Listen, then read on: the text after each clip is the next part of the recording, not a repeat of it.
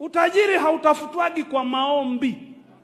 Kuna wapentekoste hapa wananiona huyu mchungaji hayuko rohoni. Ngoja niwaambie hawa labda watanielewa. Enyi watu wa Mungu, utajiri hautafuti kwa maombi. Utajiri unatafutwa kwa jasho. Kuna kanuni ya kimungu inasema hivi: atabariki kazi za mikono yako.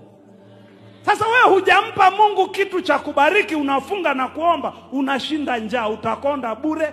Unapata kazi ya kufanya. Wakati unafanya hiyo kazi, unamwambia Bwana, umeahidi utabariki kazi za mikono yangu. Bwana, naomba ubariki kazi hii. Bwana, naomba unipe connection na wateja wanaohitaji product yangu hii. Bwana, naomba unipe connection nipate ule mkataba, nitengeneze hela. Chakarika.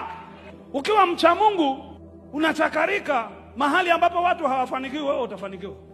Kuna saa za kuomba na kuna saa za kufanya kazi. Huwezi tu kusema tunashinda nyumbani mwa Bwana. Wewe umejengewa wewe nyumba hii. Toka huko.